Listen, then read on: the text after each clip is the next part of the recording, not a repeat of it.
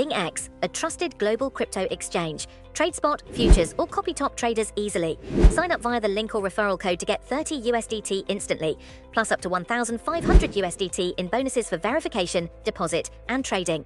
Former President Donald Trump has issued a stern ultimatum to Colombia, accusing its president, Gustavo Petro, of being an illegal drug dealer and threatening to immediately cease all U.S. funding to the South American nation. The provocative statement, made via Trump's social media platform Truth Social, alleges that Petro is actively encouraging the widespread production of illicit substances and is failing to curb this escalating crisis despite substantial financial and logistical support from the United States. Trump's rhetoric paints Petro as a low-rated and very unpopular leader with a confrontational stance towards America, urging him to dismantle what Trump described as killing fields without delay. The former president's message was stark, warning that if Petro does not take immediate action, the United States will intervene forcefully and without finesse. This aggressive pronouncement by Trump follows a recent incident that has sharply escalated tensions between the two countries.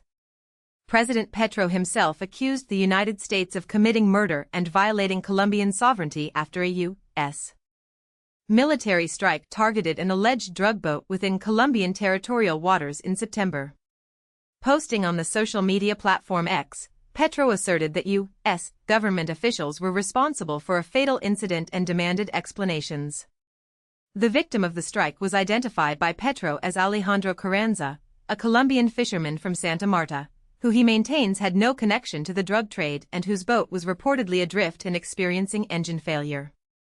Despite these claims, Trump has continued to defend the necessity of these strikes against vessels suspected of trafficking drugs, even as his administration has provided limited details regarding the specific vessels or the individuals on board. This ongoing series of strikes, the sixth since early September, has raised significant concerns among legal experts and lawmakers regarding their adherence to international law. In a separate but related development, the U.S. military recently transported 2 survivors of a strike on a semi-submersible vessel suspected of carrying large quantities of fentanyl and other narcotics. These individuals, identified as being from Ecuador and Colombia, were repatriated for detention and prosecution, a move that officials suggest allows the U.S. military to circumvent complex legal entanglements surrounding the detention of suspected drug traffickers. This particular incident marked the first recorded instance of survivors from such strikes. Following this event, Trump proudly declared on social media his great honor in destroying a very large drug-carrying submarine en route to the United States through a known drug trafficking corridor. To date, these U.S.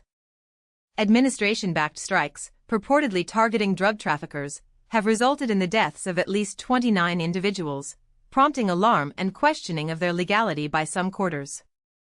The United States is currently projecting a significant military presence in the Caribbean and along its bordering coastlines, a buildup that includes advanced naval assets like guided missile destroyers and cutting-edge F-35 fighter jets, alongside authorization for the CIA to conduct covert operations in Venezuela. Colombia, historically a cornerstone of U.S. alliance in Latin America, has been a major recipient of American aid. In 2022, former President Joe Biden designated the nation as a key non-NATO ally.